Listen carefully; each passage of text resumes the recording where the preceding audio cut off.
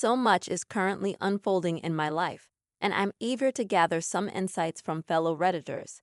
I'm a 31-year-old woman with a rather peculiar relationship with my sister Becky, who is 28, not her real name, of course. Becca was born prematurely and spent several weeks in the ICU before coming home. This early experience led our parents to spoil her mercilessly. Becky grew up with everything handed to her on a silver platter, while my younger brother Sam, who is 25, and I had to accept whatever our parents deemed best for us. We often heard variations of, "You're the older sister. You need to be responsible for your poor sister. Don't be a selfish brat. You need to learn to share things with your siblings." Becky consistently received whatever she desired almost instantly, whether it was her birthday parties or when we had to step aside at our own birthday celebrations so she could blow out the candles on our cakes. This is just the tip of the iceberg. I could write a whole novel about the favoritism we experienced at the hands of our parents. Strangely, I had accepted this treatment as normal and believed that Becky deserved all the nice things. However, everything changed when I was 20 and caught her in the act with my then-boyfriend on my bed. There was a lot of screaming and yelling from both sides, and I couldn't believe my baby sister had betrayed me in this manner.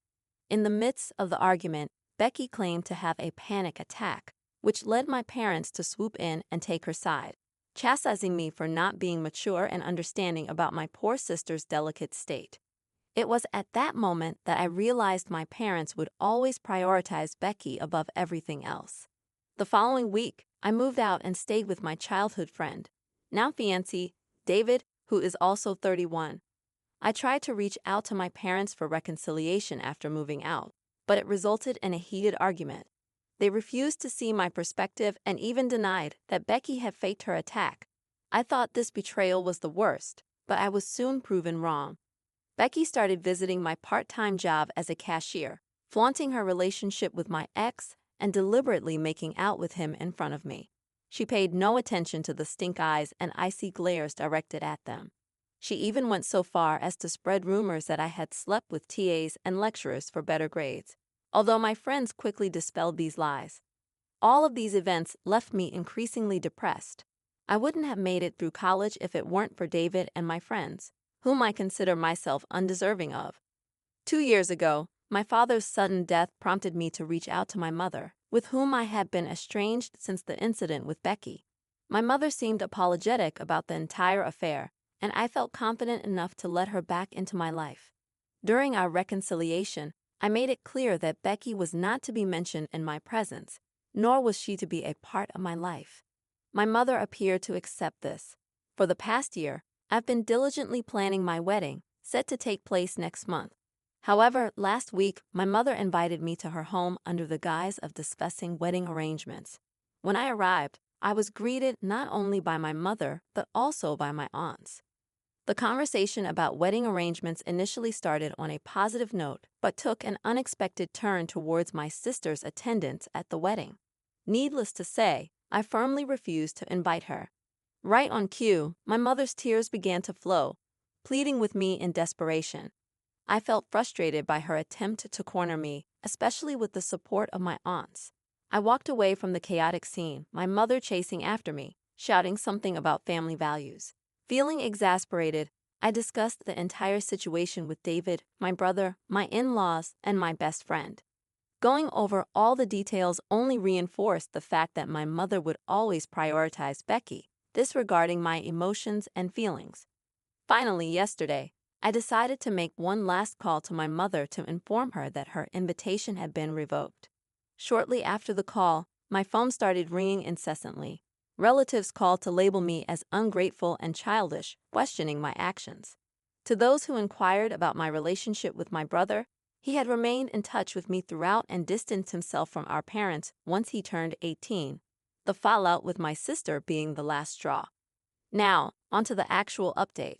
As many of you speculated, my mother had twisted the story to her advantage, painting it as a fight over a guy that led to me storming out of the house.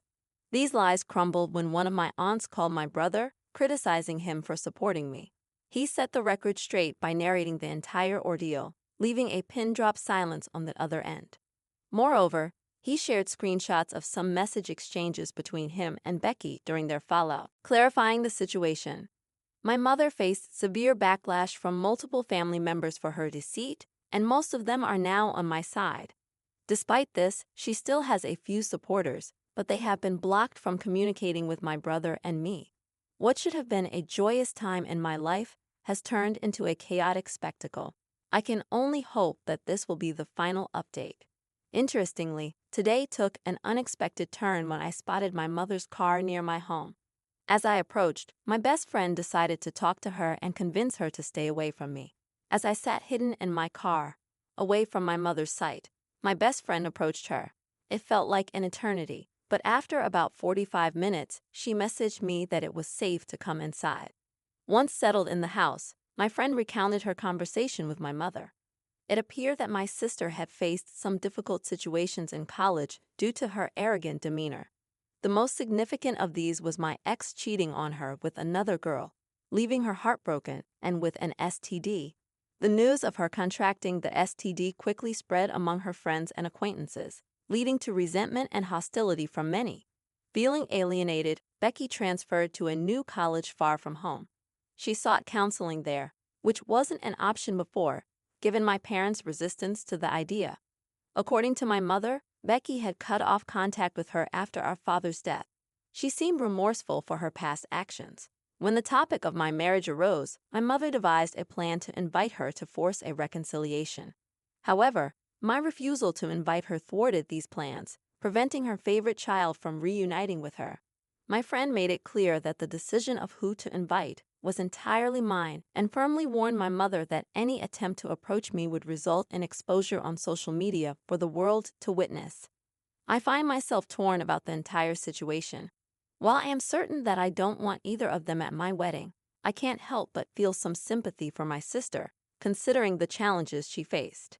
Yet, these emotions are overshadowed by the memories of her deliberate attempts to hurt me. I once adored her as my sweet little sister, hoping she would change.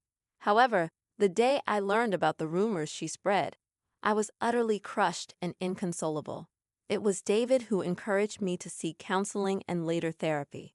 Without his and my friends' unwavering support, I might have been an emotional wreck.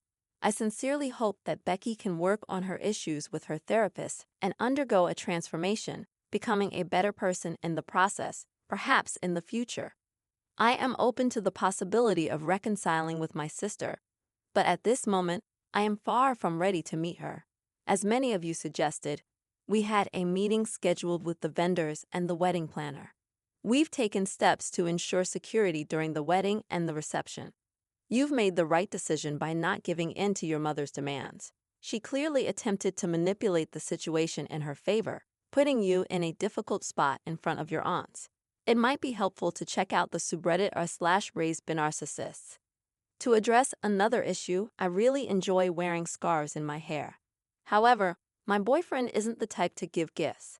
It was surprising when he unexpectedly showed up at my place with a scarf. Although it had some stains, it was beautiful. I washed it, and it quickly became my favorite. A few days later, when I went to his parents' place to discuss our wedding, his sister became fixated on the scarf. Suddenly, she approached me and tried to pull it off, accusing me of stealing it from her. I was shocked and confused, explaining that my boyfriend had given it to me, but she wouldn't listen, calling me a liar and even mentioning old nail polish stains on it that she had dropped. I took off the scarf, threw it at her, and left before my boyfriend joined us. When he later asked where I was, I told him I had gone home. When he returned, we had a major argument. In the original post, I didn't provide some necessary information. He confessed that the scarf had belonged to his mom, who had given it to his sister years ago. She hadn't even worn it, and he found it in the storeroom, thinking of giving it to me instead of it going to waste. Now, I think it's important for your boyfriend to understand that if he wants to give you a gift, he should buy it rather than taking something without permission. Technically, you unknowingly received stolen property due to his actions. While the scarf might not hold significant monetary value, the situation left you feeling utterly humiliated. This happened to me, but with a necklace. X gave me a lovely necklace, and I wore it. Some friends saw it and said it looked like the one she had, We checked, and it turned out to be hers. The catch on the chain was slightly loose, just as she described. After examining it further, there was no doubt it was her necklace.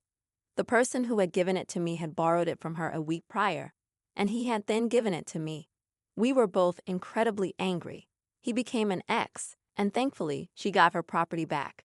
Your sister-in-law could have discussed this with you before accusing you outright. Most people don't wear stolen items in front of their owners, and there could have been another explanation, especially if you hadn't been in her room or had no access to her belongings. Her reaction was over the top, and she was clearly angry. However, your soon-to-be ex-boyfriend put you both in a terrible situation. He stole from her, gave it to you, and let you walk around wearing the scarf without ever mentioning where he got it. That's messed up. He's either oblivious to how bad it looks, or he's calculating. You should seriously reconsider being with someone like that.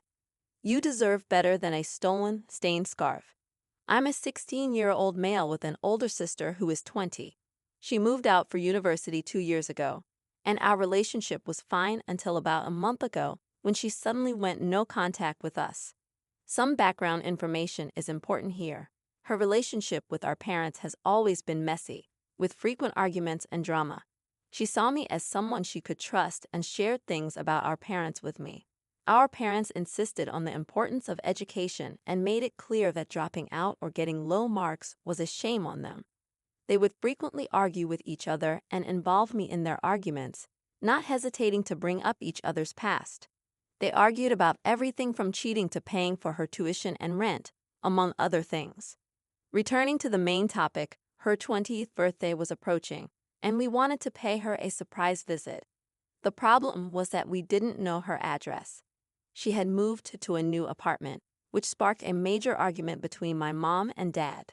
My mom blamed my dad for not taking her and dropping her off when she moved. This argument initiated everything. In summary, we tried to contact her through calls and emails, but my dad ended up going to the police to investigate, which led to finding out that she had dropped out and was in hiding. She had told me more about it, as she trusted me more than our parents. This is where I might have made a mistake. Later, while my parents and I were in the living room, they began arguing, and one of the main points was the fact that my sister had left us without notice. They were discussing possible reasons for her actions at this point. I was absolutely furious with my parents for their delusional behavior, so I blurted out something along the lines of, "Yeah, you guys scared her. You pressured her and created damn scenarios in her head. No wonder she doesn't like you. Who's your next target, me?" The next thing I knew, I was in a heated argument with my parents. They kept telling me to mind my own business and not interfere in other people's lives. It was like my sister's situation all over again. I couldn't take it anymore, so I told them to go to hell, stormed up to my room, and adopted the classic rebellious teenage demeanor. My 39-year-old uncle found out about the situation, and I explained everything to him. He supported me, further infuriating my parents. They accused me of ruining them, as if they couldn't care less, and refused to reflect on their own actions that led to this mess. Am I the one at fault here? Here's some unsolicited advice that might help, although it may not directly apply to your situation. I grew up in a similar environment. My parents would drunkenly tear each other apart almost every night. Sometimes I'd intervene to stop them. Other times I'd shout from the stairs, but nothing worked.